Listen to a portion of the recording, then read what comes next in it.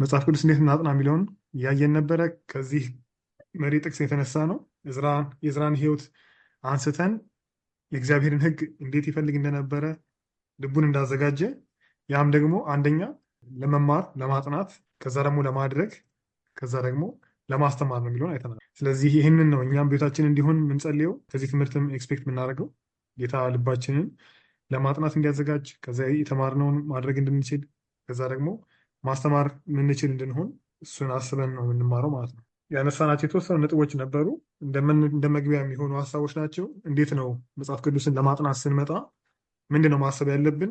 ዋና ዋና የሆኑ ሀሳቦችን እንደዚሁ በፍጥነት ሄድባቸው 1-5 ደቂቃ ጀስት ለማስታወስ ያህል።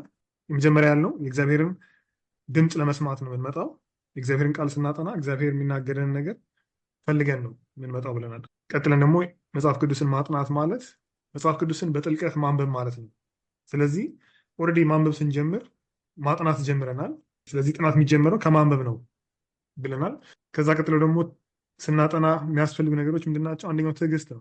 እግዚአብሔር ይናገራል፣ እግዚአብሔር ያስተምራል፣ ግን መጠበቅ እንዳለብን ልክ ወርቅ እንደሚያወጣ ሰው ታግሰን ያንን የከበረ ነገር ከቃሉ ለማውጣት መጠበቅ አለብን። ከጽሁፉ ጋር ጊዜ ማሳለፍ፣ ከቃሉ ጋር ጊዜ ማሳለፍ፣ ሌሎች ዲስትራክሽኖችን ማስወገድ። ኢቨን አንዳንድ ጊዜ ትርጓሜ መጽሐፎችን ቢሆኑ እነሱም ያለ ጊዜው ከመጡ እንደ ዲስትራክሽን ነው የሚሆኑ። ስለዚህ እነዚህን ሁሉ አስወግደን ከቃሉ ጋር ብቻ ጊዜ ማሳለፍ፣ በተደጋጋሚ ማንበብ፣ ዛሬ የምናየው ሀሳብ ላይ እናነሳዋለን። በተደጋጋሚ ማንበብ። ከዛ ቀጥሎ ደግሞ መጽሐፍ ቅዱስ አንድ ወጥ ታሪክ ነው ብለናል። ሙሉ ታሪክ ነው መረዳት። ምንም እንኳን የሆነ ክፍል ወስደን ብናጠና ግን አንድ የሆነ ታሪክ እንደሆነ ማሰብ አለብን። ስለዚህ ቅደም ተከተሉ መጠበቅ፣ ታሪካዊ ቅደም ተከተሉን መጠበቅ ያስፈልጋል ብለናል። ከዛ ቀጥለን ደግሞ መጽሐፍ ቅዱስ ሙሉ በሙሉ በእግዚአብሔር ደግሞ ሙሉ በሙሉ በሰው የተጻፈ ነው። ስለዚህ ሁለት ደራሲዎች አሉት። የሰው ደራሲ ያለው፣ የመለኮት ደራሲ ያለው። ሁለቱም ግን እርስ በርስ የሚጋጩ ሳይሆኑ አብረው የሚሰሩ ናቸው። ስለዚህ ስናጠና የመንፈስ ቅዱስን አብርሆት እንጠይቃለን። በእግዚአብሔር ላይ ታምነን ነው የምናጠናው፣ ምክንያቱም የመለኮት ደራሲ ያለው ብለናል። ደግሞ የሰውም ደራሲ ደግሞ ስላለው የዛን ጸሐፊ የተጻፈላቸውን ሰዎች ታሪካዊ፣ ባህላዊ፣ ቋንቋዊ፣ ስነ ጽሁፋዊ ባህሪያቶች ማጥናትና መጠየቅ ያስፈልጋል ብለናል። ከዚህ ጋር ተያይዞ ወደ እግዚአብሔር ሀሳብ ለመድረስ መጀመሪያ የጸሐፊን ሀሳብ መረዳት የግድ ነው ብለናል። ስለዚህ ጳውሎስ የሚለውን አንደርስታንድ ለማድረግ ስንሞክር በዛው ምን እያደረግን ነው ማለት ነው? የእግዚአብሔር ሀሳብ አንደርስታንድ ለማድረግ እየሞከርን በዛ ውስጥ በጸሐፊው ሀሳብ ውስጥ የእግዚአብሔር ሀሳብ የተቀመጠው የሚለውን አይተናል። በመጽሐፍ ቅዱስ ውስጥ ያለውን አንድነትና ልዩነት ማየት። መጽሐፍ ቅዱስ በተለያዩ ሰዎች የተጻፈ ነው። በተለያየ ጊዜ ውስጥ የተጻፈ ነው። ቋንቋው የተለያየ ነው። ባህሉ፣ ብዙ የተለያዩ ነገሮች አሉት። ያ ልዩነት እንዳለ ሆኖ ደግሞ አንድ የሆነ ሀሳብ ነው ብለናል። አንድ የሆነ ታሪክ ነው። ስለዚህ ልዩነቶችንም አንድነቶችንም ባላንስ አድርገን መረዳት አለብን።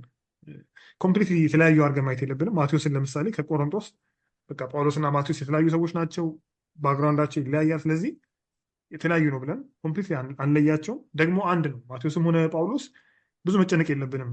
ዋና የእግዚአብሔር ቃል ነው። ስለዚህ በቃ ዝም ብሎ ማንበብ ነው መጽሐፍ ቅዱስን ማለት ደግሞ አንችልም። አንድ የሆኑበትንም ልዩነታቸውንም ባላንስ አድርገን መያዝ አለብን የሚለውን አይተናል። 3 ጠቃሚ የሆኑ የጥናት ዘዴዎች አሉ ብለናል። ብዙ ሀሳቦች ወደፊት እናያለን። ግን በዋናነት ቢባሉ መጽሐፍ ቅዱስ ለማጥናት በዋናነት እንደ ኪ የሆኑ ሀሳቦች ምንድን ናቸው ይባል። አንደኛው አውድ መጠበቅ ነው። ኮንቴክስት የሚባለው አውድ መጠበቅ ያስፈልጋል። ጥያቄዎችን መጠየቅ ስናጠና ወይ ስናነብ፣ በጥልቀት ስናነብ ቆም እያለ መጠየቅ። ለምን ይህን ተናገረ? ለማን የተናገረው? መቼ ነው የተናገረው? ምን ለማለት ፈልጎ ነው? ከዚህ በፊት እንዲህ ተናግሮ ያውቃል?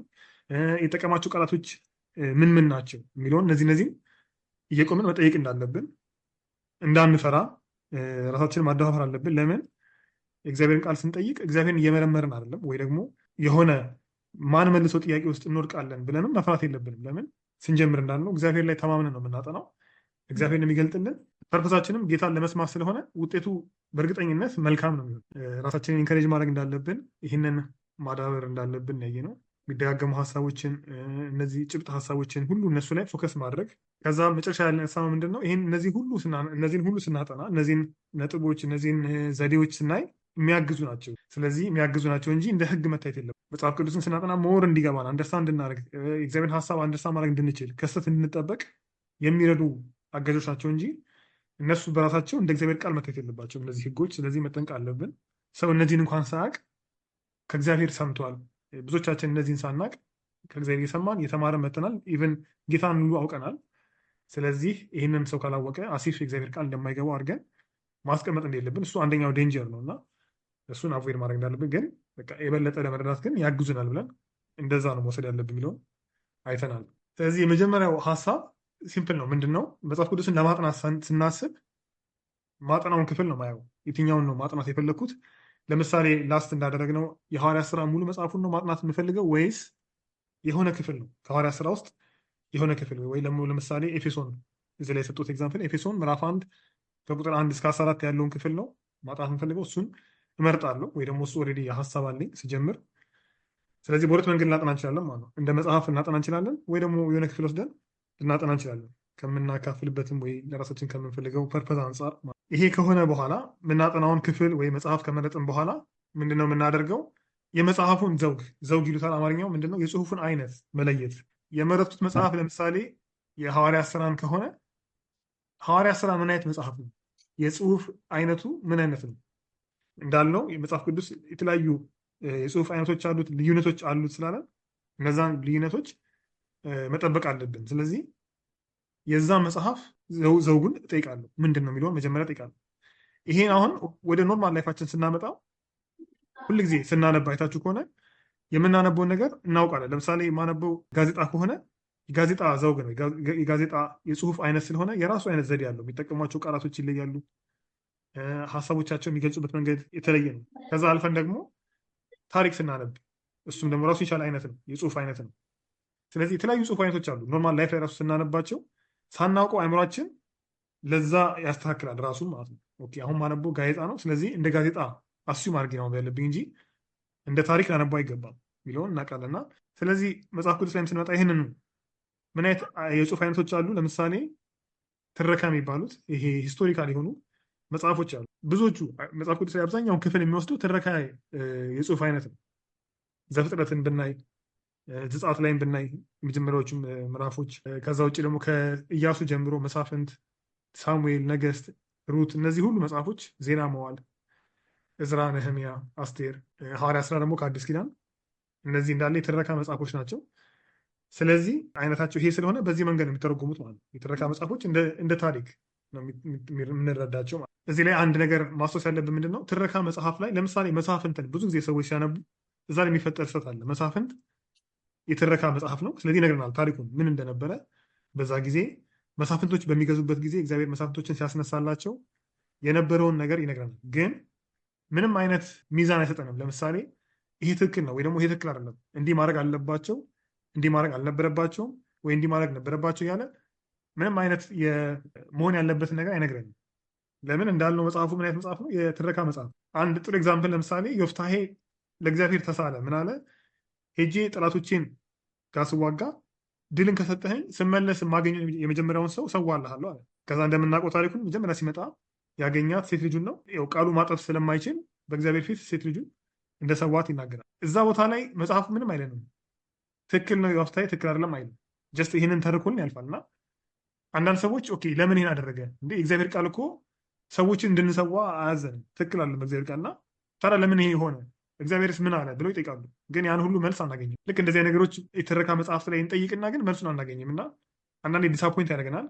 ወይ ደግሞ ያ መጽሐፍ ትክክል ነው እያለ እንዳላርገን እንወስደዋል። ስለዚህ መጠንቅ አለብን። የመጽሐፉን የጽሁፍ አይነት መረዳት አለብን። እንዲህ የሚናገሩ መጽሐፎች አሉ። ለምሳሌ ምሳሌ መጽሐፍ ብትወስዱት ምሳሌ መጽሐፍ እንደዚህ ይናገራል። ይሄን አታድርጉ፣ ይሄን አድርጉ፣ እንዲህ የሚያደርግ ሰው ይሄ ይደርስበታል እያለ ያስቀምጣል። ያ የመጽሐፉ አይነት ነው፣ የጽሁፉ አይነት ነው። ሁለተኛው የህግ መጽሐፍ ናቸው። 5ቱ የኦሪት መጽሐፍት የጽሁፍ አይነታቸው ኦሪት ነው። ህግ ሲባል ጊዜ የምንወስደው እኛ አርግ አታርግ ነው፣ መሆን ያለበትን እና መሆን የለበትን የሚናገር ነው አድርገን ነው የምንወስደው። ግን በአይሁዶች ህግ የሚሉት እነሱ ኢንስትራክሽን ነው፣ የህይወት መርህ ነው። ስለዚህ እንዴት ነው መኖር ያለበት ሰው እግዚአብሔር እንደፈጠረው መኖር የሚችለው እንዴት ነው?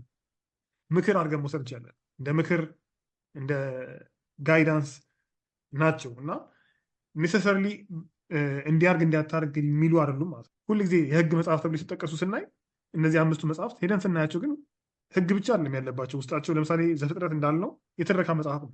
ዘጸአት ውስጥ ደግሞ ሲጀምር ያለው ታሪክ እንዳለ የተረካ መጽሐፍ ነው። በኋላ ነው ህጎቹ ይመጡት። ስለዚህ ህግጋት የሙሴ ህግ ተብሎ ይጠቀሳሉ። ግን አክቹዋሊ ስናያቸው ግን ህግ አይደሉም፣ በእኛ የህግ ዴፊኒሽን ማለት ነው።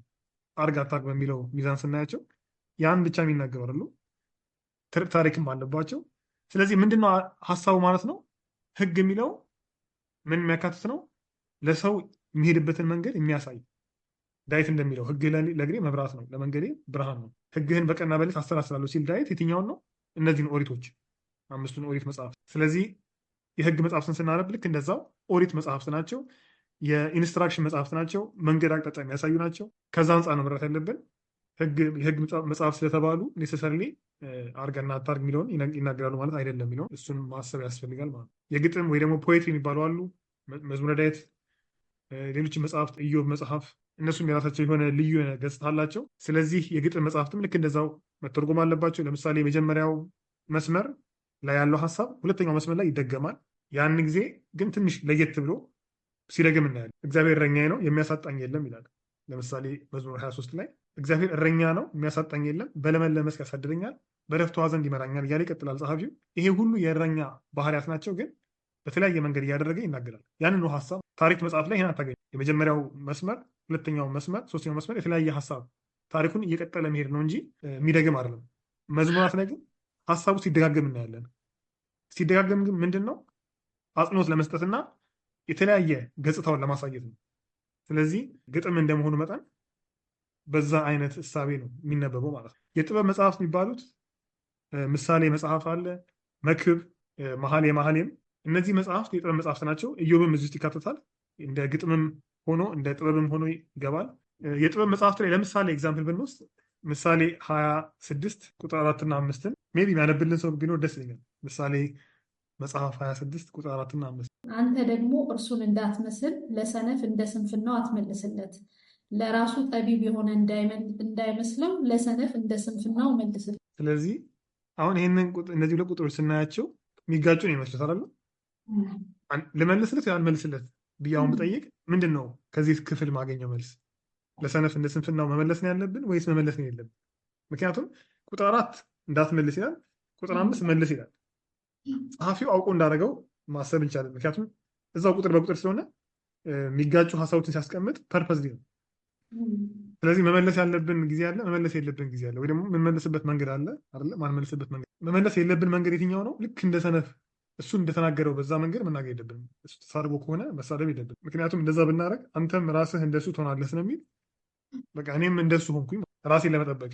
ግን ደግሞ ጠቢብ እንዳይመስለው የተናገረው ነገር ትክክል እንዳይመስል ደግሞ መናገር አለብን። ምክንያቱም ዝም በማለት ነው አንዳንዴ አይደለ ጀስቲስ ይጓደላል። እውነት ሰዎች በሐሰት ብዙ ነገር ይናገራሉ እና ነው ትክክል አይደለም የሚለውን ደግሞ ማስቀመጥ አለብን። ስለዚህ መናገር ያለብኝ መንገድ አለ፣ ግን እንደሱ ባይሆንም እሱ በተናገረበት መንገድ ባይሆንም ግን መናገር ያለብኝ መንገድ አለ። አሁን ይሄ ምንድን ያደረግነው የጥበብ መጽሐፍ ወሰድንና በኖርማል አገላለጽ ገለጽ ነው። ይሄ ጀስት ኖርማል አገላለጽ ነው፣ እኛ የምንግባባበት የአሁኑ ዘመን ኤክስፕሌን የምናደርግበት ነገሮችን መንገድ ነው አሁን እኛ ያወራንበት ማለት ነው። በጥበብ አጻጻፍ ሲጻፍ ግን ቁጥር 4 እና ቁጥር 5 ነው ኤግዛክትሊ ማለት ነው። ስለዚህ ዊዝደም ነው ሂድን ነው ሀሳቡ። ምን ይጠይቃል ማለት ነው? ትንሽ ማስተራሰል ይጠይቃል። ምን እያለ ነው ጸሐፊው? እንዴ የተጋጨ ነው እንዴ ብሎ ሰው እንዲጠይቅ የሚያደርግ ነው። ይሄ አንደኛው ገጽታ ነው። የጥበብ መጽሐፍቶች እንዲህ የሚጻፉት። የታሪክ መጽሐፍቶች እንደዚያ ይጻፉ። ቁጥር 4 ላይ የሆነ ነገር ነግሮን ቁጥር 5 ላይ ተቃራኒውን ቢነግረን በታሪክ የጽሁፍ አይነት ውስጥ ይሄ ተጋጨ ነው ይባላል። በጥበብ የጽሁፍ አይነት ውስጥ ግን ተጋጨ ሰው የምንለው ኦኬ ሊነግረን የፈለገው መንገድ አለ ወይ ደግሞ አሁን እኛ ኤክስፕሌን እንዳደረግ ነው በሆነ መንገድ ትክክል ነው፣ በሆነ መንገድ ደግሞ ትክክል አይደለም የሚለውን ነው በዚህ መንገድ ያስቀምጥ። ስለዚህ ኮንቴክስታቸውን ማወቅ ጥሩ ነው። አሁን እንዳልነው የጻፉበትን ይሄ አይነቱን ስታይሉን የጽሁፉን ስታይል ማወቅ አለብን አንድ ነገር ኤክስፕሌን ለማድረግ ነው። ምክንያቱም ይህን ጥቅስ አሁን ያነሳሁት ለምንድን ነው? አንዳንድ ሰዎች ይህን ጥቅስ ይጠቅሱና መጽሐፍ ቅዱስ እርስ በርስ ይጋጫል ይላሉ። ግን እርስ በርስ ይጋጫል ሲሉ ስላልተረዱት ነው። የምሳሌ መጽሐፍ እንዴት እንደሚጻፍ እንዴት ኤክስፕሌን እንደሚያደርግ ነገሮችን ያንን ስታይሉን ስላላወቁ ነው እንጂ ተጋጭቶ አይደለም ማለት ነው። ስለዚህ ይሄ እንደ አንድ ኤግዛምፕል ነው። ለምሳሌ የጥበብ መጽሐፍቶች ነው የሚባሉት የትንቢት መጽሐፍት አሉ እንደምናውቃቸው 16ቱ የትንቢት መጽሐፍት ደቂቀ ነቢያት፣ ትላልቆች ነቢያት የሚባሉ አሉ። እነሱ ስናጠናም እነሱም ትንቢታዊ መጽሐፍት ናቸው። ትንቢታዊ ማለት ደግሞ ኔሰሰርሊ ይሄ ይሆናል የሚሉ ብቻ አይደሉም። ነገር ግን የእግዚአብሔርን ሕግ ለሰው ማስታወስ። ለምሳሌ እስራኤል በወደቀችበት ጊዜ እግዚአብሔር ብዙ ነቢያቶችን ይልክላት ነበር እንድትመለስ ማለት ነው። ወደፊቱም ብቻ ለማንዳንድ የሚናገሩት ያሉበትንም ይነግሯቸዋል። ከሕጉ እየጠቀሱ ከሙሴ ሕግ እየጠቀሱ ለምን ትበድላላችሁ? ለምን ፍትህ ይጓድላል? ለባሪያዎቻችሁ በቅን ፍረዱ እያሉ እስራኤልን ይገስጹ ነበር፣ ይሞግቱ ነበር። ስለዚህ ትንቢት ከዛ አንጻር ምንድነው ማለት የእግዚአብሔርን ሀሳብ ለሰውየው ባለበት ሁኔታ መንገር ነው። ላለንበት ሁኔታ የእግዚአብሔር ቃል ሲመጣልን ትንቢት ነው። አንዳንድ እኛም እንደዛ ይሰማናል። ስብከት የተሰበከ ልክ ያለንበትን አድሬስ ሲያደርግ ያ ሰው በእግዚአብሔር መንፈስ ተሞልቶ በቃ ላይክ ትንቢት ነው። ልክ እንደዛ ነው። የትንቢት መጽሐፍ ሲባሉ ኔሴሰርሊ ስለ ፊውቸር የሚናገሩ ባይሆኑ የጊዜውን ግን የሚያስረዱ ነው። ከዛ አንጻር ነው እነዚህን መጽሐፍት ማየት ያለብን ማለት ነው። አፖካሊፕቲክ የሚባለው የታወቀ ነው። ዮሐንስ ራእይ ነው። ከብሉይ ደግሞ ትንቢተ ዳንኤል፣ ትንቢተ ዘካርያስ፣ ትንቢተ ሕዝቅኤል፣ እነዚህ መጽሐፍት አፖካሊፕቲክ ይባላሉ። ለምሳሌ ዮሐንስ ራእይ ምዕራፍ 5 ቁጥር 5 እና 6 ነው። ከሽማግሌዎቹም አንዱ አታልቅስ፣ እነሆ ከይሁዳ ነገድ የሆነው አንበሳ እርሱም የዳዊት ሥር መጽሐፉን ይዘጋ ዘንድ ሰባቱንም ማኅተም ይፈታ ዘንድ ድል ነስቷል። በዙፋኑና በአራቱ እንስሶች መካከልም በሽማግሌዎቹም መካከል እንደታረደ በግ ቆሞ አየሁ። 7 ቀንዶችና 7 ዓይኖች ነበሩት።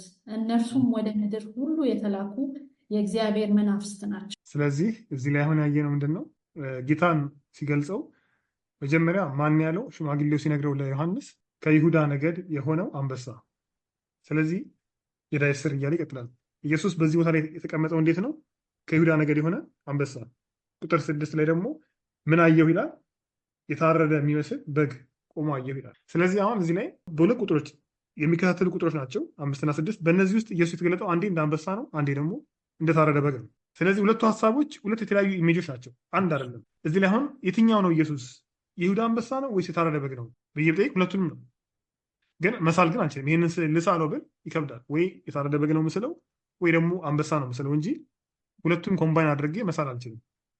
ዓላማውም እንደዛ አለ ማለት ነው። ለምሳሌ ምዕራፍ 1 ላይም ስንሄድ ዮሐንስ በራእይ ጌታን ሲያየው ሲገለጥለት ያየበት መንገድ አለ። ለምሳሌ አንደኛው ከአፉ ይላል ስለታም ሰይፍ ሲወጣ አየሁ ይላል። ከቁጥር 12 ጀምሮ ነው እንዳለ የሚናገረው። እኔ ቁጥር 16 ነው። በቀኝ እጁም 7 ከዋክብት ይዞ ነበረ። ከአፉ በሁለት በኩል የተሳለ ስለታም ሰይፍ ይወጣ ነበረ። ፊቱም በሙሉ ድምቀቱ እንደሚያበራ ፀሐይ ነበረ። ራእይ ነው ይሄ፣ የራእይ አጻጻፍ ነው እንጂ የእውነት ከኢየሱስ አፍ ስለታም ሰይፍ ይወጣል ብለን እንደማንረዳው ማሰብ እንችላለን። ይሄ በጣም ሲምፕል ነው። ምክንያቱም ማንም ሰው ይሄንን ሲያነብ እንደዛ ያስብም። ማንም ሰው ይሄንን ሲያነብ አክቹዋሊ ከኢየሱስ አፍ ሳለ ሰይፍ ይወጣል ማለት አይደለም። ግን ልክ እንደዚህ ሁሉ ሙሉ ራእይን ስናነበው በዚህ መነጽር ነው ማንበብ ያለብን። አንዳንድ የሚገልጻቸው ነገሮች አሉ የሆነ ለመሳል የሚከብዱ። ለምሳሌ ከጥልቅ ከሆነ ነገር ውስጥ የወጡ የተለያዩ አይነት መናፍስቶች ይገልጻል። ያን በጣም መልክ ያላቸው አክሊል ያደረጉ ጭንቅላታቸው ላይ የሚበሩ እያለ እንደዚህ የሚስላቸው ነገሮች አሉ እና የተለያዩ ኢሜጆችን ያስቀምጣል። ያኔ እነዛ ሊትራሊ መውሰድ የለብን፣ ምሳሌ አገላለጽ ናቸው። ለምሳሌ ከዋክብት ከሰማይ ወደቁ ይላል። ያን ጊዜ ያንን ቀጥታ ከዋክብት እንደወደቁ አድርገናል ማሰብ ያለብን። ምን እያሳየን ያለው? ለምን ይህን ተጠቀመ? ልክ እዚህ ጋር እንደጠየቅነው ማለት ነው። ኢየሱስ የታረደ በግ ሆኖ አየሁ ሲል የታረደ በግ ሳይሆን ኢየሱስ ቀጥታ ምሳሌ አገላለጽ ነው። ይሁዳ አንበሳም ሲል ኢየሱስ አንበሳ ሆኖ ሳይሆን ምሳሌ በአንበሳ ይመስለዋል ማለት ነው። ልክ እንደዚህ ሁሉ የሚጠቀማቸውን ዮሐንስ ላይ እነዛን ሁሉ ምልክቶች፣ ምሳሌዎች እንደ ምሳሌ ነው መረዳት ያለብን ማለት ነው። ለምሳሌ 6ኛው ማህተብ ሲፈታ እዛው ዮሐንስ ላይ ምዕራፍ 6 ላይ መጀመሪያ እንደዚህ ይላል። ቁጥር 12 ጀምሮ ላንብብ። ዮሐንስ ላይ ምዕራፍ 6 ከቁጥር 12 እስከ 17 ድረስ ያለውን ሳነበው ልብ ብላችሁ ስሙ። 6ኛው ማህተብ ሲፈታ ተመለከትኩ፣ ታላቅም የምድር መናወጥ ሆነ።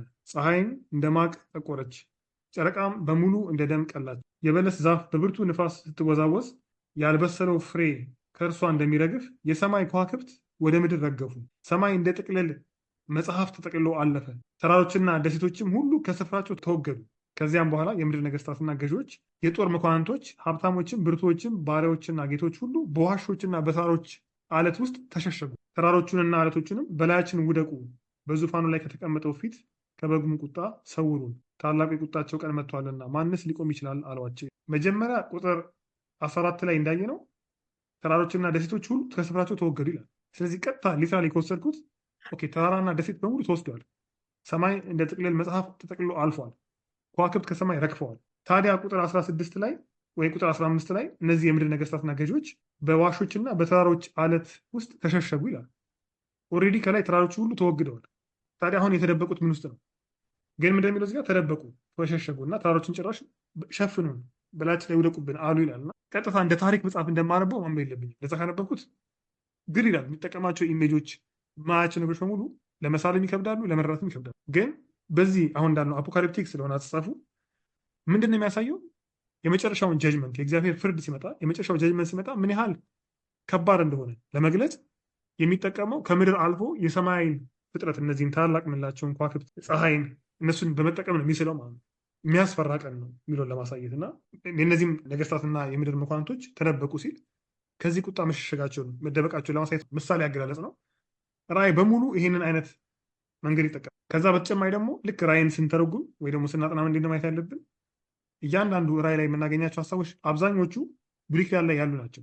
አሁን እዚህ ጋር የምናየው ክፍል ራሱ ብዙ ቦታ ላይ በብሉይ ኪዳን በተለይ በትንቢተ ኢዩኤል ምዕራፍ 2 ላይ፣ ትንቢተ ኢሳያስ ምዕራፍ 11 ላይ እግዚአብሔር በእስራኤል እና በነገስታቶች ላይ ለምሳሌ በአሕዛብ ላይ ሊፈርድ እንደሆነ ሲናገር የሚጠቀመው በዚህ አይነት ቋንቋ ነው። ፀሐይ ጨለመች፣ ጨረቃ እንደዚህ ሆነች፣ ከዋክብት ወደቁ ይላል በብሉይ ኪዳን ራሱ ማለት ነው። እና ምንድን ነው የሚያሳየው? ዮሐንስ ላይ ሁሌ ሲገልጽ ነገሮች የሚጠቀመው የብሉይ ኪዳንን ቋንቋ ነው። ብሉይ ኪዳን ላይ የምናገኘው ፍርድ ከሆነ የፍርድ፣ በረከት ከሆነ የበረከት፣ ልክ እንደዚህ ግን ጥቅስ መሆኑን አይናገርም። አሁን ይህን ሳነበው ጥቅስ መሆኑን አልረዳም። ከብሉይ ኪዳን የጠቀሰ ነው ብዬ አለማየው፣ ምክንያቱም ምንም አይነት የሚሰጥ ሂንት የለም። ብሉይ ኪዳንን ግን ያነበብኩ ሰው ኮንኩ ትዝ ይለኛል። ኦኬ ይሄ እኮ ከዚህ በፊት አይቼዋለሁ፣ ይህንን አይነት አገላለጽ ብሉይ ኪዳን ሳነብ አግኝቼዋለሁ። ስለዚህ ዘሴም ነው የሚጠቀመው ዮሐንስ ላይ ጋር መጥቶ። ስለዚህ ምንድን እያሳየኝ ያለው ተውሶ ከብሉይ ኪዳን ተውሶ የሚጠቀመው ቃል ነው። ምን ለመግለጽ ነው ማለት ነው? ፍርድን ልክ በብሉይ ኪዳን ላይ እንደጠቀሙት ነቢያቶቹ ሲገልጹ የእግዚአብሔርን ፍርድ እዚህ ጋርም ጸሐፊ የሚጠቀመው የእግዚአብሔርን ፍርድ ለመግለጽ ነው የሚለውን እረዳለሁ ማለት ነው። ስለዚህ በጣም ኢምፖርታንት የሆነ ነገር ዮሐንስ ላይ ስናነብ ይሄ ነገር ብሉይ ኪዳን ላይ አለ ወይ? ይሄ ክፍል አሁን የማየው ክፍል ብሉይ ኪዳን የቱ ጋር ያለው የሚለውን ሄጄ ማየት አለብን። ሄጄ እዛ ጋር ሳነበው ሙሉ ፒክቸር ይሰጠኛል ማለት ነው። ይህንን አሁን የማነበውን ክፍል ለመረዳት የሚያስፈልገውን ኢሜጅ ከዛ አገኛለሁ። ፍርድም ከሆነ በረከትም ከሆነ ዋቴቨር። ይሄ የምን ገጽታ ነው ማለት ነው? የምን የጽሁፍ አይነት ነው? የአፖካሊፕቲክ ዮሐንስ ራእይን፣ ዳንኤልን፣ ትንቢተ ዘካርያስን እና ሕዝቅኤልን በዋናነት ስናጠና በዚህ መንገድ ነው የምናጠናቸው። ከዛ ቀጥሎ ወንጌላት አሉ። 4 ወንጌላት አሉ። ወንጌላትም የራሳቸው የሆነ ገጽታ አላቸው። የክርስቶስን ውልደት፣ ስራ፣ አስተምህሮ፣ ሞትና ትንሣኤ የሚናገሩ ናቸው። ወንጌል ስለሆነ ሁሉ የሚያልቀው ምንድነው? በትንሣኤ ነው። ስለዚህ ታሪካዊ ገጽታም አላቸው። ምሳሌ የሚናገራሉ። የክርስቶስ ምሳሌዎች ተቀምጠዋል እዛ ውስጥ። ተአምራት አሉ። ጌታን ማዕከል ያደረገ እንደሆነ እናያለን። ታሪክ ብቻ እንዳልሆነ እናስባለን። ለምን እንዳልነው የክርስቶስን ሕይወት የሚተርክ ነው። የክርስቶስን ሞት እና ትንሣኤ የሚተርክ ነው። ስለዚህ ወንጌላት ለየት ያለ የራሳቸው የሆነ ካታጎሪ ያላቸው። መልእክታት ምንላቸው አሉ። የሐዋርያ ጳውሎስ መልእክት፣ የጴጥሮስ፣ ዮሐንስ፣ ያዕቆብ፣ ይሁዳ መልእክቶች አሉ። እነሱም ደግሞ ወደፊት ስናጠና እናያቸዋለን። እነሱንም ስናጠና እንደ መልእክት በጊዜው ቤተክርስቲያኖቹ ለሚያልፉበት ሁኔታ መፍትሄ ለመስጠት ሐዋርያ የሆነ ትምህርት፣ ሐዋርያ የሆነ ተግሳጽ ሊሆን ይችላል ወይ ደግሞ ምክር ታስበው የተሰጡ ናቸው። ስለዚህ ሁል ጊዜ የሆነ ሁኔታ ላይ የተመሰረከቱ ናቸው።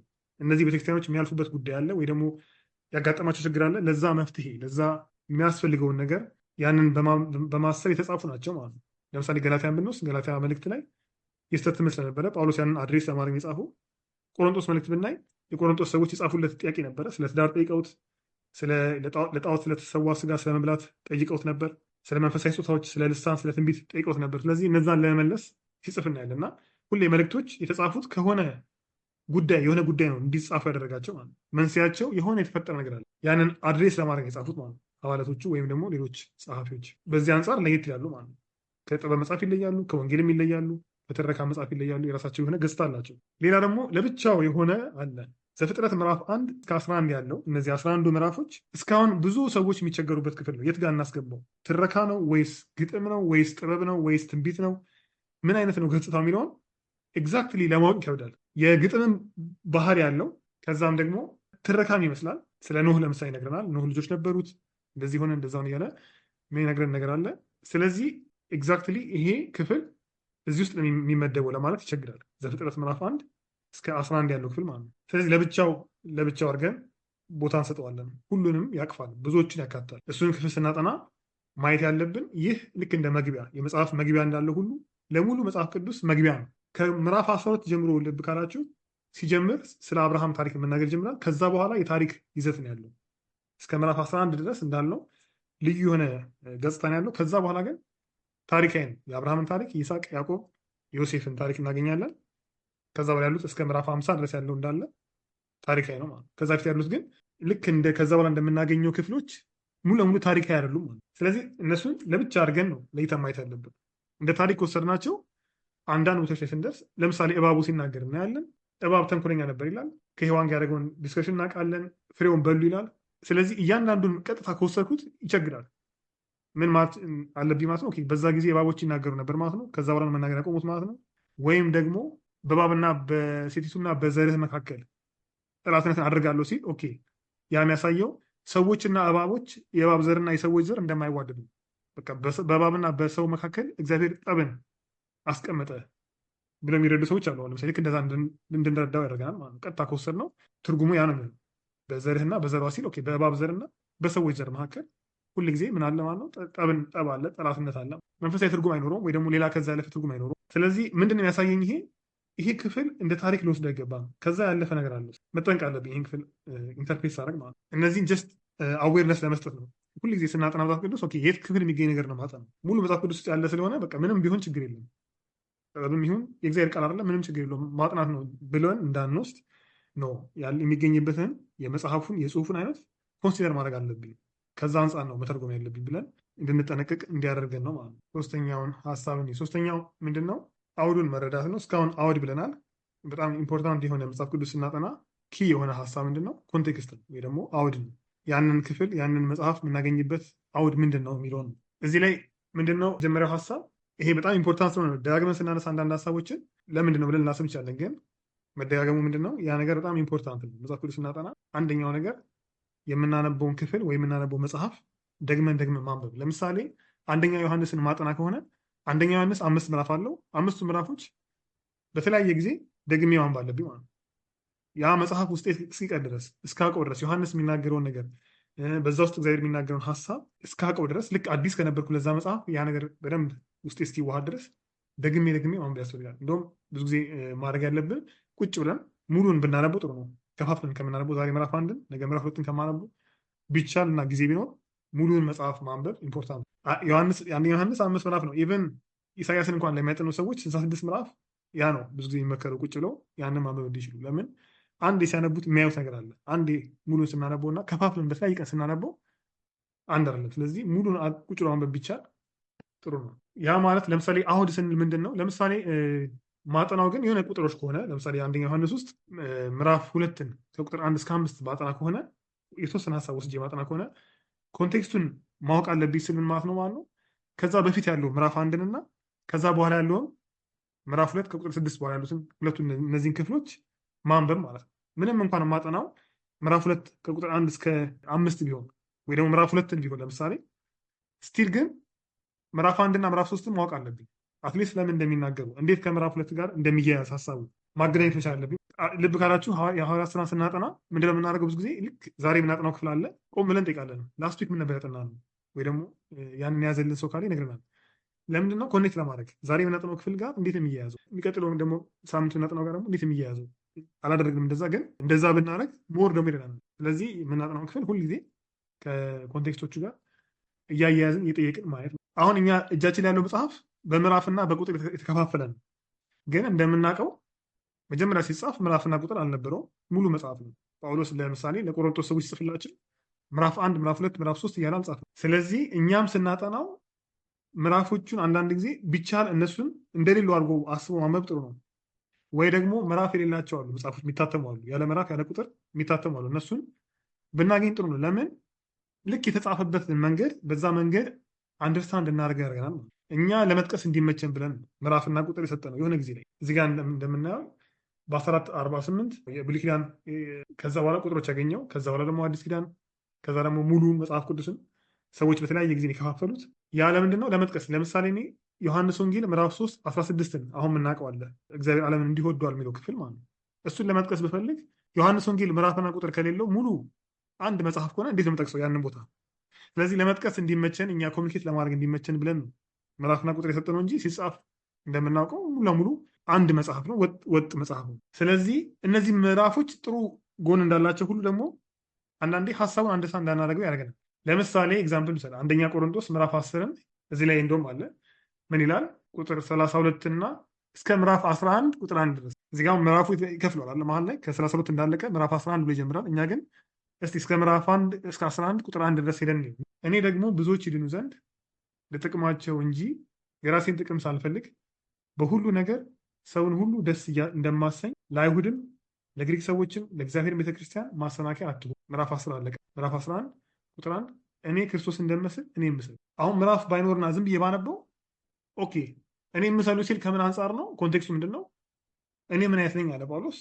ብዙዎች እንዲድኑ ስል ለጥቅማቸው እንጂ የራሴን ጥቅም ሳልፈልግ በሁሉ ነገር ሰውን ሁሉ ደስ እንደማስ ምዕራፍ 9 ላይም ተናግሯል። ይህን ሀሳብ ለአይሁዶች እንደ አይሁዳዊ ሆንኩኝ፣ ለአሕዛቦች እንደ አሕዛብ ሆንኩኝ ስለሚል እኔ እንዲህ ነው ማደርገው ለወንጌል ሰውን ሁሉ ደስ እንዳሰኝ ለጥቅማቸው እንጂ የራሴን ጥቅም ሳልፈልግ በሁሉ ነገር ሰውን ሁሉ ደስ እንደማሰኝ እኔ እንደዚህ እንደምኖረው ለአይሁድም ቢሆን ለግሪክ ሰዎችም ቢሆን ለቤተክርስቲያንም ቢሆን ማሰናከያ አትሁኑ።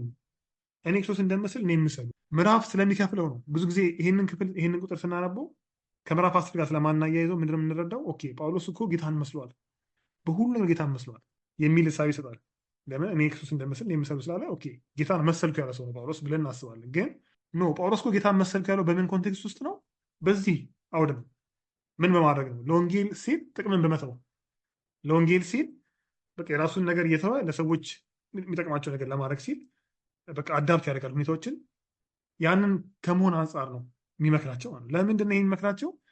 የቆሮንጦስ ሰዎች በምን እየተጣሉ ነው? ለምሳሌ ለጣዖት የሰዋ ስጋ ስለመብላ ስላነበላ በዛ ላይ ክርክር ነበረባቸው። አንዳንዶቹ ምንም አይነት ስጋ ቢሆን ይበላሉ፣ አንዳንዶቹ ደግሞ ኖ ለጣዖት የተሰዋ ነው ብለው ስለሚያስቡ አይበሉም። በመሀላቸው ልዩነት አለ እና እነዛን ይንቋቸዋል። አይምሯቸው ገና ህሊናቸው ደካማ ነው ብሎ ያስባል። ስለዚህ ምን ያደርጓቸው ነው? እያሰናክራቸው ነው ማለት ነው። ጳውሎስ ነው ምን የሚላቸው? ኖ እኔን ኤግዛምፕል አድርጋችሁ ወሰዱ። እኔ እኮ ሰዎች ጌታን እንዲያውቁ ለወንጌል ስል የራሴን ጥቅም እንኳን ተዋለሁ። ከአሕዛብ ጋር እንደ አሕዛብ፣ ከአይሁዳዊ ጋር እንደ አይሁዳዊ ሆኛለሁ። ስለዚህ እናንተም እኔን ልትከተሉ ይገባል። እኔ ክርስቶስን በዚህ መስየዋለሁ፣ እናንተም እኔን በዚህ መሰሉኝ እያለ ወጥ አድርገን ከሄድን ኮንቴክስቱን ከያዝን አይቋረጥብንም ሀሳቡ ማለት ነው።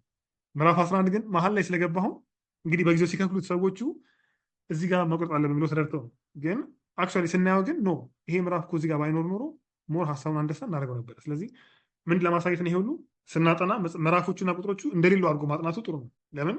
በተጻፈበት መንገድ አንደርስታንድ ለማድረግ ማለት ነው። ስለዚህ ልክ አውዱን ለመረዳት ስናጠና መጠየቅ ያለብን ሀሳቦች፣ ለምሳሌ የማጠናው ክፍል አሁን እንዳልነው ከዚህ ክፍል በፊት ያሉትን ጋር እንዴት ነው የሚያያዘው፣ ቀጥሎ ካሉት ክፍሎች ጋር እንዴት ነው የሚያያዘው፣ ፍሎ ሳይቋረጥ ሀሳቡ እንዴት ነው የሚቀጥል የሚለውን መጠየቅ። ስለዚህ አውድ የሚለውን ነገር ስናይ አውድ ማለት መጀመሪያ ለምሳሌ አንደኛ ዮሐንስ መልእክት ምዕራፍ 2 ከሆነ እንደ ኤግዛምፕል ያንን ማጠና ከሆነ የአንደኛ ዮሐንስ መልእክት ምዕራፍ 2 አውዱ ማን ነው ማለት ነው?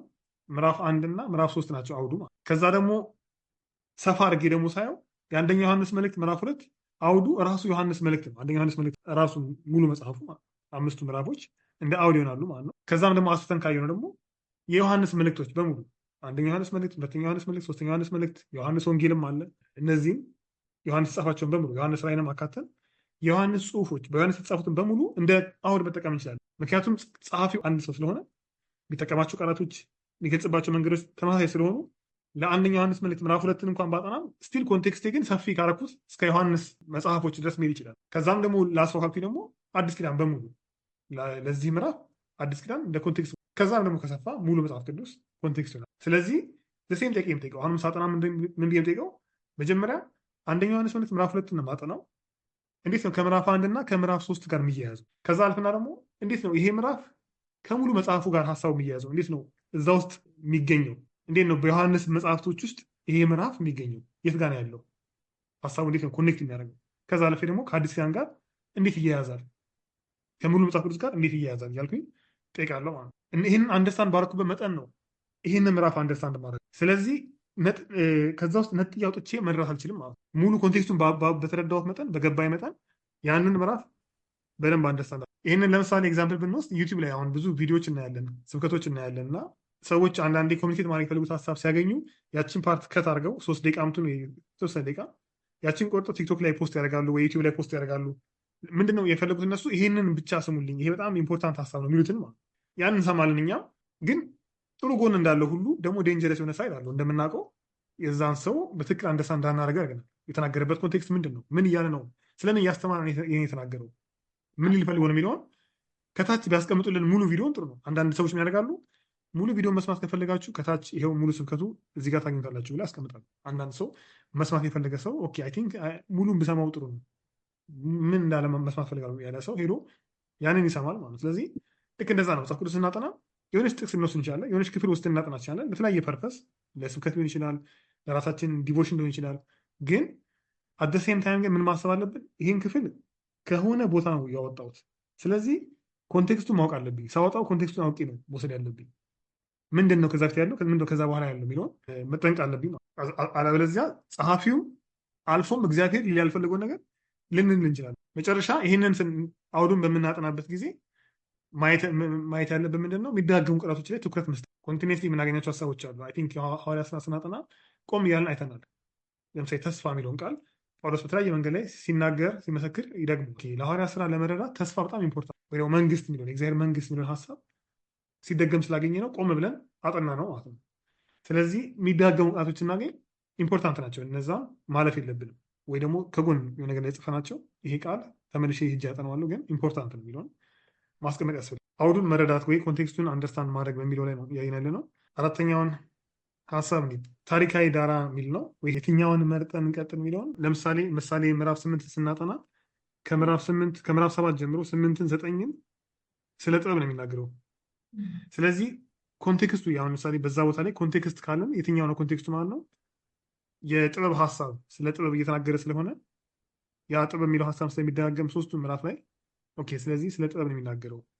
ጥበብ እንዲህ ናት እያለ ይገልጻታል ማለት ነው። ስለዚህ የሚናገራቸው ሀሳቦች ነው አይ ቲንክ ምዕራፎቹን የሚያዋቅሩልን። ተመሳሳይ ሀሳብ እየፈለግን እነዛ ምዕራፍ ስናነብ ሲሚላር የሆነ ሀሳቦች እንፈልግና በዛ ሀሳብ እናስራቸዋለን ማለት ነው። ኦኬ እነዚህ ምዕራፎች ስለዚህ ሀሳብ ወይ ደግሞ ይሄ ኮመን የሆነ እዚህ ጋር ይሄ ያላቸው ግን በትክክል እንዲያያዙልን መጨነቅ የለብንም። ለምን የተጻፈበት ዓላማ ራሱ የምሳሌ መጽሐፍ እንዳለው ጥበብ ስለሆነ እንደ ታሪክ ስላልሆነ ኮንቴክስታቸው ለምሳሌ ቁጥር በቁጥር ሊሆን ይችላል። አሁን እንዳየነው ምዕራፍ 26 ስናይ ቁጥር 4 እና ቁጥር 5 አብረን ያነበብነው አይደል? ለምን አንደኛው አትመልስ ይላል፣ አንደኛው ለሰነፍ እንደ ስንፍናው መልስለት ስለሚል ለምዕራፍ 4 ለቁጥር 4 ኮንቴክስቱ ቁጥር 5 ነው፣ ለቁጥር 5 ኮንቴክስቱ ቁጥር 4 ነው ማለት ነው።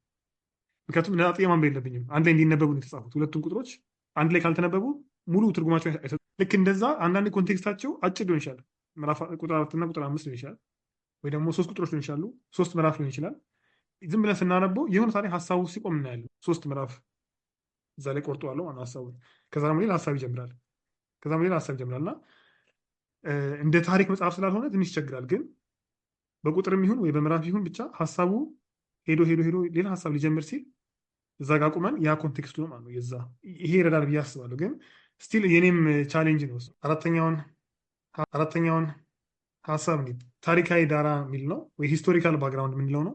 ታሪካዊ ዳራውን ማየት ደግሞ እንደዚሁ ኢምፖርታንት ነው። አውድ እንዳለ ሁሉ የምናጠናውን ክፍል ወይ የምናጠናውን መጽሐፍ ደግሞ ታሪካዊ ዳራውን ማየት ብዙ ጊዜ ስለዚህ ሲባል ሰምተናል። አይ ቲንክ ጸሐፊው ማን ነው ወይ ደግሞ ለማን ተጻፈ? ብዙ ጊዜ ሰባኪዎች ሲጀምሩ ይህን ይናገራሉ። ያ ምን ያሳያል? ያ ነገር ኢምፖርታንት ነው እያሉ ነው ሲጀምሩ በዚህ መጀመራቸው። እኛም ስናጠና ኦኬ የዚህ መጽሐፍ ወይ የዚህ ክፍል ምንድን ነው ታሪካዊ ዳራው ምንድን ነው? ለማን የተጻፈው? የጻፈላቸው ሰው አህዛብ ነው አይሁዳዊ ነው? ለምሳሌ ሉቃስ አህዛብ ነበረ፣ ግሪካዊ ነበረ። ጳውሎስ አይሁዳዊ ነው፣ ከአይሁዳዊም ደግሞ አልፎ ፈሪሳይ ነው። ስለዚህ የሚጽፍበትን መንገድ እናያለን፣ የሚጠቀማቸውን ቃላቶች እናያለን። ከራሱም ኤክስፔሪንስ ያነሳል። የራሱን ታሪክ ብዙ ጊዜ ጳውሎስ ያነሳል መልእክቶቹ ላይ ስለሚያነሳ የዛን ሰው ህይወት እንዴት ወደ ጌታ እንደመጣ እግዚአብሔር እንዴት እንደጠራው ማወቃችን ያን ክፍል ስናነብ በቃ አንደርስታንዲንጋችን ሙሉ እንዲሆን ያደርገዋል፣ ጸሐፊው ማወቃችን ማለት ነው። ስለዚህ ስለ ጸሐፊው ስለሚጻፍላቸው ሰዎች ለምሳሌ ዮሐንስ ወንጌልን ስታነቡ ቆም እያለ የሚሰጠውን ነገር አለ። ለምሳሌ ምዕራፍ 1 ቁጥር 39 ላይ የሚችል ሰው ካለ ያንብልን። ምዕራፍ ኢየሱስም ዘወር ብሎ ሲከተሉት አየና ምን ትፈልጋላችሁ ብሎ ጠየቃቸው። እነርሱም ረቢ የት ትኖራለህ አሉት። ረቢ ማለት መምህር ማለት ነው። እርሱም ኑና እዩ አላቸው። ስለዚህ ሄደው የት እንደሚኖር አሉ። የትኛው ሀሳብን የፈለኩት ቁጥር 38 ነው። አክቹዋሊ ረቢ ብሎ ከጠሩት በኋላ ረቢ ማለት ይልና መምህር ማለት ነው ይላል። ከዛ ቁጥር 42 ላይ ደግሞ ወርዶ ስለ ኬፋ ሲናገር ወንድሙ እንድሪያስ ኬፋን ስምዖንን ወደ ኢየሱስ አመጣው ይላል።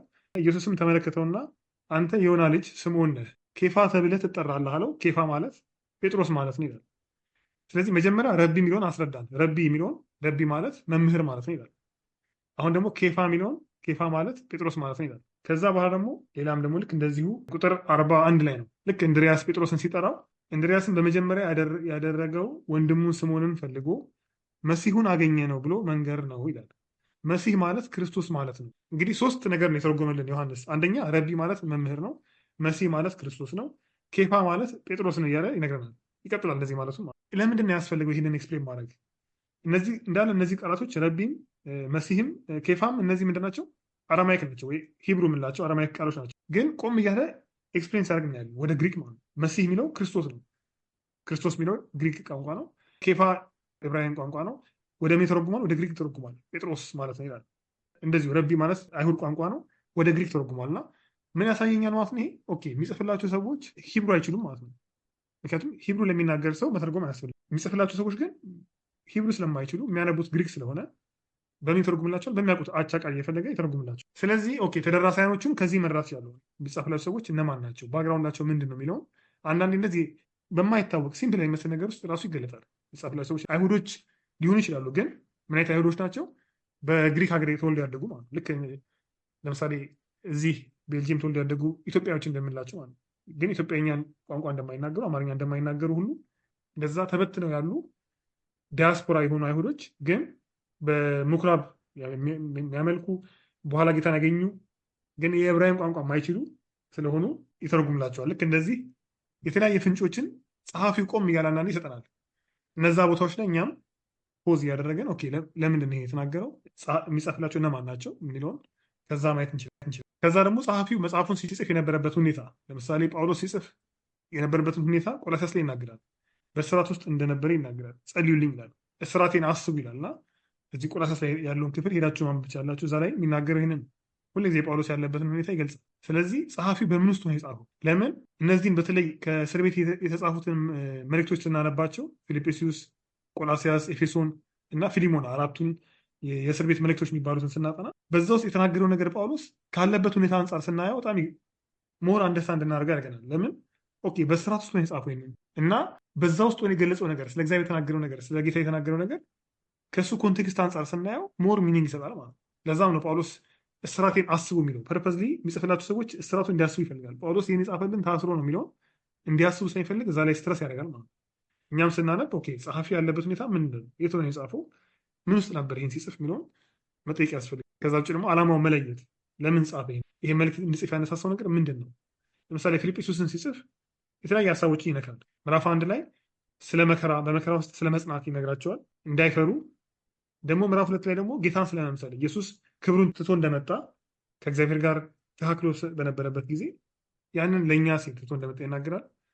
ምዕራፍ 3 ላይ ስለ ሐሰተኛ አስተማሪዎች ይናገራል። ምዕራፍ 4 ላይ ደግሞ ስለ ላኩለት ጊፍት ይናገራል። ከእናንተ የተቀበልኩትን አፍሮዲጡ የተቀበልኩትን ስጦታ ደግሞ ተቀብዬ ተሞልቼዋለሁ እያለ ሲናገር እናያለን። እና አንዳንዴ በአንድ መልእክት ውስጥ የተለያዩ ሀሳቦች ሊነሱ ይችላሉ። ግን ዋናው ፖይንት ምንድን ነው? ለምንድን የጻፈው ይህንን? አራቱንም ለማስተላለፍ ነው ወይስ ጳውሎስ ይህንን ሲጽፍ በዋናነት እንዲጽፍ ያነሳሳው ነገር አለ ወይ? የሰማው ነገር ስለነሱ ስላሉበት ሁኔታ የሰማው ነገር አለ ወይ? ስለዚህ ለምሳሌ 4 ነጥብ ካገኘው ከአራቱ የትኛው ነው በዋናነት ለመጻፍ ምክንያት ይሁን የዚህ መልእክት ማለት? አንዳንድ ጊዜ ልክ እንደ ዮሐንስ ወንጌል ምዕራፍ 20 ቁጥር 31 ላይ እንዳለው ጸሐፊው በግልጽ ሊነግረን ይችላል። የጻፍኩበት ዓላማ ይሄ ነው ብሎ ከነገረን ኦኬ። ግን ብዙ ጊዜ እንደዛ አይናገሩም። የጻፉበትን ዓላማ ስለማይነገሩ እኛ ራሳችን ስናጠና ደግመን ማንበብ ዋናውን ነጥብ ማግኘት እንችላለን ማለት ነው። እንዴት እናገኛለን ለሚለው ለምሳሌ መጀመሪያው ምዕራፍ ላይ የተናገረውና መጨረሻው ምዕራፍ ላይ የተናገረው ነገር ከሆነ ያ ነገር ዋና ሀሳብ፣ በመሀል ብዙ ነገር ሊያነሳ ይችላል። ብዙ ነገር ሊገስጻቸውም ይችላል፣ ሊመክራቸው ይችላል። ግን ሲነሳ የተነሳበትን ሀሳብ መልሶ ሲዘጋ ካነሳው ኦኬ ያ ኢምፖርታንት ነው። ለምን እንደ ማሰሪያ ሆኗል ማለት። ወይ ደግሞ ሙሉ መጽሐፍ ውስጥ የሚደገም ሀሳብ ከሆነ በተለያየ መንገድ እየተደጋገም የምናገኘው ሀሳብ ከሆነ ያ ይህንን መልእክት ለመጽሐፉ መነሻ ነው ማለት። እንዲነሳሳ ያደረገው ይሄ። ያንን ካገኘን በኋላ በዛ መነጽር ነው የምንፈታው። ለምሳሌ ኤግዛምፕል ቆላስያስን ብንወስድ የቆላስያስ መልእክት በየምዕራፉ እየተደጋገመ የሚነሳው ሀሳብ ምንድን ነው? ኢየሱስ በቂ ነው፣ ኢየሱስ ይበልጣል። ለምን ወደ ሌላ አምልኮ፣ ወደ አይሁድ ስርዓት፣ ወደ ተለያየ ነገር እየሄዱ ስለሆነ ኖ በክርስቶስ ያገኛችሁ ነገር ይበልጣል። በክርስቶስ ተሞልታችኋል። ያላቸውን ፕሪቪሌጅ፣ በክርስቶስ ያላቸውን ክብር ይነግራቸዋል። ለምን በዛ ጊዜ ሌላ ነገር የሚነግሯቸው ሰዎች ስላሉ፣ ሌላ አይነት ኤክስፔሪንስ እንዲያደርጉ የሚጋብዛቸው ሰዎች ስላሉ ያንን ነው ኮምባት እያደረገ ያለው። ያንን ነው እንደ ሐዋርያ እየተቃወመ ያለው ማለት ነው። በክርስቶስ እንዲጸኑ ስር ሰዶ መታነጽ፣ በክርስቶስ መጽናት የሚለው ሀሳብ ቆላስይስ በጣም ኢምፖርታንት ነው። ለምን የሚወስድ ነገር ስላለ ኢየሱስ በቂ ስለሆነ በሱ መጽናት፣ በሱ መጠንከር የሚለው ሀሳብ ዋና ነው ለቆላስይስ መልእክት ማለት ነው። ጳውሎስ ምን ስለሰማ የጻፈላቸው? ኦኬ ቆላስይስ ሰዎች ወንጌል ሰብኮላቸዋል፣ አምነዋል። ግን እንዲህ ሁኔታ ውስጥ እያለፉ ነው። የሐሰተኛ አስተማሪዎች መጥተው እያናወጧቸው ነው። ከክርስቶስ ሊነቀሉ፣ ከክርስቶስ ተለይተው ሊወጡ ይፈልጋሉ የሚል ነገር ሲሰማ ተነስቶ ይህን ጻፈላቸው። ከእስር ቤት ውስጥ ሆኖ ማለት። ስለዚህ ይህንን እንዲጽፍ ያነሳሳው ነገር መጠየቅ፣ ዓላማው መጠየቅ ኢምፖርታንት ነው። በዛ መነጽር ነው ምንም እንኳን የሆነች ክፍል ወስጄ ባጠናም ከዛም መጽሐፍ ውስጥ በአይምሮ ውስጥ ምን ማስቀመጥ አለብኝ ግን ኦኬ ይሄ መጽሐፍ ግን የተጻፈው ለዚህ ፐርፐስ የሚለውን ማሰብ ያስፈልጋል። ስለዚህ ታሪካዊ ዳራ የሚለውን እነዚህ እናነሳለን። ከዛ ውጭ አሁን ያነሳነው እንዲጽፍ ያደርገው ነገር ምንድን ነው? ዋና ዋና ሀሳቦች ለማን ናቸው መለየት ያስፈልጋል። ምንድን ነው የዚህ መጽሐፍ ዋና ሀሳብ? ይህንን ኬት እናገኛለን? ታሪካዊ ዳራውን ኬት ነው ማገኘው? ኢምፖርታንት ነው። ሂስቶሪካል ባክግራውንዱ ማወቅ አለብን። የዛን መጽሐፍ ወይ የዛን ክፍል ግን ኬት ነው የሚገኘው? ይህንን የመጀመሪያው ራሱ የምናጠናው መጽሐፍ ወይ ደግሞ የምናጠናው ክፍል ነው። ሐዋርያ ስራ ስናጠና ለምሳሌ የሐዋርያ ስራን ታሪካዊ ዳራ ለማግኘት ራሱ ሐዋርያ ስራ ነው መሰረቱ። ስለዚህ መጀመሪያ የምንጀምረው እንዳለው ከመጽሐፉ፣ ከዛ በኋላ ደግሞ ሌሎች መጽሐፍትን እንፈልጋለን። ለምሳሌ የተሰሎንቄ መጽሐፍ ስናጠና ለዚህ ለተሰሎንቄ መጽሐፍ ባክግራውንድ ቢሰጠን ማን ነው? ሐዋርያ ስራ ነው። ምክንያቱም ሐዋርያ ስራ ላይ እንዴት እንደመሰከርላቸው ጳውሎስ ለተሰሎንቄ ሰዎች መጀመሪያ ወደ እነሱ ሲገባ ምዕራፍ 17 ላይ እንዳየ ነው የነበረባቸው የተቀበሉት መከራ፣ ከዛ እንዴት ከዛ እንደሸሹ ወደ ቤሪያ እንዴት እንደሄዱ፣ ከቤሪያ ወጥቶ ደግሞ ወደ አቴን እንዴት እንደሄዱ፣ በአቴን ሆኖ ጳውሎስ ስለነሱ እንደታወከ እና ጢሞቴዎስ እንደላከላቸው፣ ከዛ ጢሞቴዎስ ደግሞ ተመልሶ መጥቶ ሲነግራቸው ይህን ሁሉ ሐዋርያ ስራ ይነግረናል። ስለዚህ ይህንን ባክግራውንድ ከየት አገኛለሁ ማለት ነው? ከራሱ ከተሰሎንቄ መጽሐፍ ባይሆንም ከሐዋርያ ስራ መጽሐፍ ደግሞ አገኛለሁ። ስለዚህ አንዳንድ ጊዜ ሌሎች መጽሐፍት የመጽሐፍ ቅዱስ መጽሐፍት ስለሌላው መጽሐፍ እንደ ባክግራውንድ ሆነ ያገለግላል። ስለዚህ መጀመሪያ ራሱ መጽሐፉን ነው የምናነበው፣ እሱ ነው ከሱ ውስጥ የምንፈልገው። ከዛ ወጥተን ደግሞ ሌሎች መጽሐፍት የሚሰጡንን ባክግራውንድ ደግሞ እናያለን ማለት ነው። ሶስተኛ ግን ከዚህ በበለጠ ደግሞ ሞር ኢንፎርሜሽን ደግሞ የምናገኘው ስለዚህ ባክግራውንድ የማጥኛ ጽሁፎች አሉ፣ የትርጓሜ መጽሐፎች አሉ። አንዳንድ መጽሐፎች ደግሞ ገና ሲጀምሩ እያንዳንዱ መጽሐፍ ከተሰሎንቄ የሚሆን ከሐዋርያ ስራም ከመጀመራቸው በፊት ከዛ በፊት አጭር የሆነ መግቢያ ይሰጡናል። በጣም የታወቀ መጽሐፍ አለ፣ የአዲሱ መደበኛ ትርጉም ከማጥኛ ጽሁፍ ጋር የሚል አለ። ትልቁ መጽሐፍ ብዙ ሰው ይጠቀመዋል። እሱ በተለይ በጣም ኢምፖርታንት ነው ለዚህ ታሪካዊ ዳራ ስናጠና። እዛ ላይ ጥሩ ጥሩ የሆነ ሀሳቦች አሉ። ልክ እንደዚህ የተለያዩ መጽሐፎች አሉ፣ እነሱን መጠቀም እንችላለን ማለት ግን ዋና ማድረግ የለብንም። ብዙ ጊዜ ወደ እነሱ ሮጠን መሄድ የለብንም። መጀመሪያ እኛ የራሳችንን ጥረት አድርገን ከዛ በኋላ ግን እነዚህ መጽሐፍት ማማከር። እንዴት ነው የት ጋ ነው የማውቀው ታሪካዊ ዳራ የሚያስፈልገው ራሱ እንደሆነ በምን አውቃለሁ? እኔ ሳነብሎ እኔ ግልጽ ሊሆን ይችላል። አሁን ይሄ ታሪካዊ ዳራ በጣም ጥልቅ የሆነ ታሪካዊ ዳራ ሊኖር ይችላል። ማነበው ክፍል ግን እኔ አይታየኝም። በቃ ለእኔ ግልጽ ነው፣ የሆነ ነገር ተረድቻለሁ፣ ላልፍ እችላለሁ። ግን እንዴት ነው የት ጋ ነው የማውቀው ታሪካዊ ዳራ የሚያስፈልገው ራሱ እንደሆነ በምን አውቃለሁ? እኔ ሳነብሎ እኔ ግልጽ ሊሆን ይችላል። አሁን ይሄ ታሪካዊ ዳራ በጣም ጥልቅ የሆነ ታሪካዊ ዳራ ሊኖር ይችላል። ማነበው ክፍል ግን እኔ አይታየኝም። በቃ ለእኔ ግልጽ ነው፣ የሆነ ነገር ተረድቻለሁ፣ ላልፍ እችላለሁ። ግን አንደኛው ታሪካዊ ዳራ እንዳይ ራሱ የሚጋብዙ ሀሳቦች ምንድን ናቸው? የሰው ስሞች ስናገኝ እኛ ለምሳሌ ቆም ብለን ያየነው ትዝ የሚለኝ አንደኛው የነገስታቶቹን ስም ስናገኝ ጳውሎስ የቀረበባቸው ለምሳሌ አግሪፓ ጋር ስንደርስ ወይ ደግሞ ፊልክስ፣ ፊስጦስ እነዚህ ሰዎች ጋር ስንደርስ ቆመን ስናይ ለካ እኒህ ሰዎች የተከሰሱበት ነገር ከአይሁድ ጋር የነበራቸው ጉዳይ፣ አግሪፓ ለምሳሌ እህቱን ያገባ እንደሆነ በዚህ ጉዳይ አይሁዶች እንደጠሉት፣ ብቻ እነዚህ ነገሮች አይተናል። እህቱ አይሁዳዊ እንደሆነች ለዛ ነው ጳውሎስ አንተ ነቢያትን ታውቃለህ ሲለው ለምን እንዳለው፣ ምክንያቱም ሚስቱ አይሁዳዊ ናት። ይህን ሁሉ ታሪክ ስናይ ያየነው ለምንድን ነው? ቆም ብለን የጠየቅነው እኔ አሁን ስዘጋጅ ምንድን ነው የማደርገው? ልክ አግሪፓ ሚል ሳይ አግሪፓ ማን ነው ብዬ እጠይቃለሁ። ከዛ ስለ አግሪፓ መጽሐፎች ላይ ብዙ ነገር የለም አለ። ከዛ ክፍል ውጭ ከሐዋርያት ሥራ 26 ውጭ ስለ አግሪፓ የሚናገር ነገር የለም። ስለዚህ መውጣት አለብኝ ማለት ነው። ወጣና ሌሎች መጽሐፍቶች ላይ እፈልጋለሁ አግሪፓን ሞር ኤክስፕሌን የሚያደርጉልኝ ኮንቴክስቱን ከሮማ ኮንቴክስት አንጻር ስለሱ የሚናገር ነገር ካለ እፈልጋለሁ። ለምሳሌ አንደኛ ያለው መጽሐፍ የትኛው ነው? ይሄ የአዲሱ መደበኛ ትርጉም ከማጥኛ ጽሑፍ ጋር የሚለው እሱ መጽሐፍ ላይ ስለ እንደዚህ ነገሮች አሉ፣ ይናገራል። ታሪካዊ ዳራውን ያስቀምጣል። የታወቁ ሰዎች ሲኖሩ የእነሱን ይነግረናል። ስለዚህ የሰዎች ስም ስናገኝ ወይ ደግሞ ቦታዎች ስም ስናገኝ ጳውሎስ ወደዚህ አካባቢ ሄደ ሲል ያ አካባቢ የት ነው? ለምሳሌ የቲቶ መልእክትን ስናጠና ቀርጤስ፣ ስለ ቀርጤስ ሰዎች ይናገራል። ማናት ቀርጤስ? የትኛዋ ናት? እቺ ቀርጤስ የምትባሉ ከተማ የትኛዋ ናት? እዛ ያሉ ሰዎች ምን አይነት ሰዎች ናቸው የሚለውን ስታጠኑ በጣም ይገርማል። ቀርጤስ ማለት በጣም ሰነፎች ናቸው፣ በጣም ራስ ወዳዶች ናቸው፣ ጣዖት አምላኪዎች ናቸው፣ ሐሜተኞች ናቸው ይላል እና ኢቭን በስማቸው ቃል ወጥቷል። ቀርጤሳዊ አትሁን ይባላል። በቃ ወይ ደግሞ እንደዚህ አይነት ስም እስኪሰጠው ድረስ የእነሱ ከተማ ስም ቃል ሆኖ ዲክሽነሪ እስኪገኝ ድረስ የሆኑ ሰዎች ናቸው እና ልክ ያን አይታችሁ ስትመለሱ ከዛ በኋላ ቲቶን ሲመክረው ቀርጤሱ ስትኖር እንደዚህ ኑር ሲለው ይገባቸዋል። ለምን ኦኬ ሰዎቹ ራሳቸው እንደዚህ ናቸው። ስለዚህ አሁን ቀርጤስ የሚል ስም ሳገኝ የከተማ ስም ነው ለምሳሌ፣ ወይ ሰው ስም ሲሆን የሆነ አዲስ ነገር ሲሆን ወይ አዲስ ቋንቋ የሚጠቀሙት ንግግር ግር የሚል ከሆነ ይሄ ነገር እስቲ ቆይ ታሪካዊ ዳራ ይኖር ይሆን ብዬ እንድጠይቅ ሂንት ይሆነኛል ማለት። ከዛ ወደ እነዚህ መጽሐፍቶች መሄድ ነው። ስለዚህ አንደኛው መጽሐፍ ይሄኛው ነው። ሌሎች ትርጓሜ መጽሐፎች አሉ። የሐዋርያ ስራ መጽሐፍ ትርጓሜ የሚል ከሆነ ለምሳሌ የተለያዩ እንደዚህ መጽሐፎች አሉ። ቀስ ያለን ከፈለግን ሰብስበን እንደ ላይብረሪ ነገር እናዘጋጃለን። ወደፊት ይህ ማጥናት የፈለግ ሰው ሄዶ መጠቀም እንዲችል ሃርድ ኮፒ ጌታ ቢፈቅድ አዘጋጅተን ኢዝሊ አክሰሰብል እንዲሆን መጽሐፍቶች አሉ። ከዛ ባለ ህዳግ አለ ወይ ደግሞ ፉትኖት የምንለው ማለት ነው። ልክ የሆነ ክፍል ማየት ስፈልግ የት ጋር እንደሚገኝ ለማግኘት ሞባይል ከሆነ ለምሳሌ እንደ ፉትኖት አላቸው፣ ክሊክ ስናደርግ ይነግረናል። ግን ሃርድ ኮፒ የምንጠቀም ከሆነ ይሄ መጽሐፉን ከሆነ ግን የግዕዙ እዚህ ላይ አለ። አለፍ አለፍ ያሳይ። ለምሳሌ ይሄኛው ኔክስት እናየዋለን። ህዳግ ነው አለ የድሮ መደበኛ ትርጉም የ1954 መጽሐፍ ቅዱስ እታች ግርጌ የሚገኝ ለምሳሌ ምዕራፍ 1 ቁጥር 4 ጋር ስንሄድ ማቴዎስን ይጠቅሳል፣ ሮሜ ይጠቅሳል፣ ዮሐንስ ይጠቅሳል። ለቁጥር 5 ደግሞ ቆሮንቶስን፣ ገላትያን ያለ ይጠቅሳል። ስለዚህ ይሄ አንደኛው እንትን ነው፣ ፉትኖት እንደማለት ነው ይሄኛው። ወይ ደግሞ የአዲሱ መደበኛ ትርጉም ለምሳሌ ያዕቆብ መልእክት ላይ ከጎን ይሄ መሀል ላይ ያለው ማለት እሱም ህዳግ ነው። ለምንፈልጋቸው ለምሳሌ ለያዕቆብ መልእክት ምዕራፍ 5 ቁጥር 10 የሰጠን ህዳግ ምንድን ነው? ማቴዎስ ወንጌል እና ምዕራፍ 5 ቁጥር 12 ይላል። እነዚህ ፓራሌል የሆኑ ሀሳቦችን ያስቀምጣል። አዲሱ መደበኛ ትርጉም አለው፣ የድሮም ትርጉም አለው። ያው መንገዱ ይለያል እንጂ ሁለቱም አላቸው። ከዚህም ማግኘት እንችላለን። ለዛም ነው ብዙ ጊዜ ስብከቶች ሲሰበኩ የምንሰማው ከአዲስ ኪዳን ነው፣ ከወንጌላት ነው ወይ ከጳውሎስ መልእክት ነው እንጂ ወደ እነዚህ ለዛም ነው ብዙ ጊዜ ስብከቶች ሲሰበኩ የምንሰማው ከአዲስ ኪዳን ነው፣ ከወንጌላት ነው ወይ ከጳውሎስ መልእክት ነው እንጂ ወደ እነዚህ ብዙ መሄድ ሰው የለም። እንደውም ቶታሊ የረሳናቸው መጽሐፍቶች አሉ።